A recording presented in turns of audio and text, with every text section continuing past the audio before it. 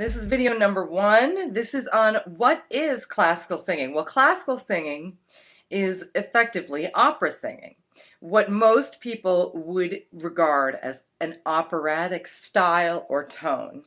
What it isn't, it is nothing like speaking, rock singing, yelling, or any of the other type of singing techniques that I have on here. But we can apply my tone placement techniques and the breathing techniques to classical singing.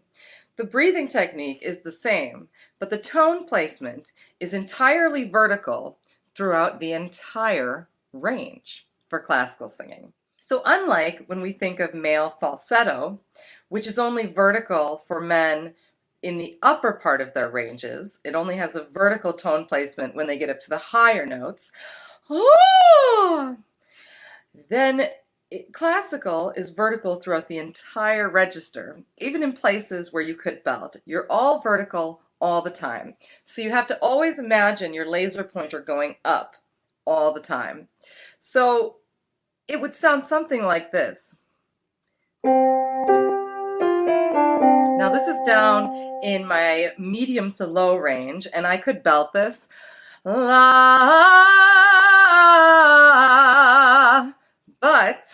But I'm going to classical sing it for you.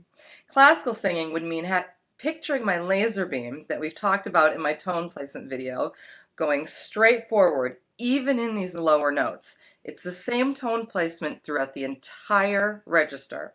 So in a classical style, it would sound like this. Z, or Z. And if we go a little higher, we can actually hear how big and resonant a classical tone is. Z. Now my larynx is naturally at rest when I picture that sound going vertical, and my soft palate is raised. And that means I'm getting a very big resonant sound in the back of my throat.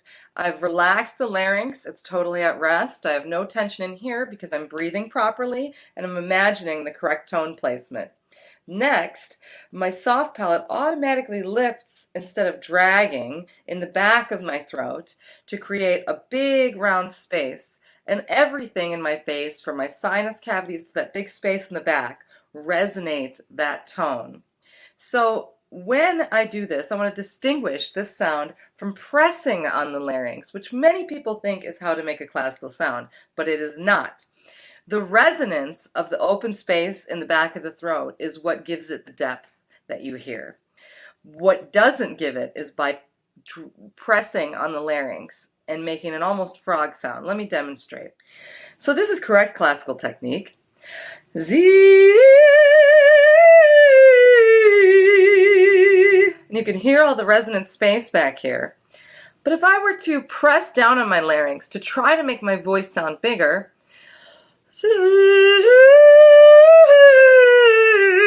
I almost can't do it. It sounds ridiculous. So that is incorrect. So that is me pressing down on my larynx. And what happens then? My tongue is very tense. My soft palate drags, which means I've cut off all this resonance in here. And it darkens up the sound a little bit, but it really doesn't sound any better or more resonant. We want to picture our sound going straight up so that our soft palate lifts, and then you'll naturally get that depth without this pressing. They call that over covering, because literally it's going to cover your windpipe because your soft palate's going to drag. So this is what you do not do.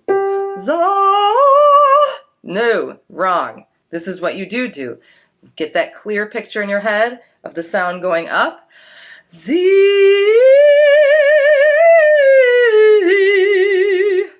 Z.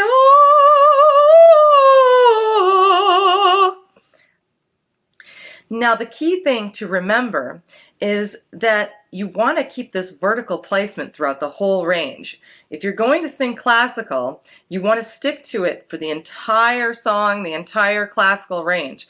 You don't ever want to change tone placements. Classical singing is a very isolated, specific technique, and if you're going to sing opera or classical music, you're expected to stick within that technique. Now, could you use it in certain parts for other genres of music? Certainly you could. You could bust out this tone placement at different parts of a song and then go back to belting later. But if you were going to do a classical song or an opera song or be in an opera or sing classical repertoire, then you would need to keep the tone placement the same the entire time through. So that would mean involving not flipping into a forward placement, a belt placement, or a mixed voice placement. You want to keep that vertical space. And keeping that tone placement down to the lower part of your range is going to be more difficult, but you have to try it. Z sounds much different than za. It's not belting. So when you get down into this lower register, Z, you need to keep that vertical placement to keep the resonance and to keep the classical style. Listen to it even lower. Z. I'm not belting still. I'm not Z. I'm keeping that vertical tone placement. Z. Also listening to classical singers, true classical singers who maintain that placement throughout the song is crucial. You can imitate the sound by listening to them, but be careful not to overcover. Don't press down on your larynx. If you feel tension in your throat, something is wrong.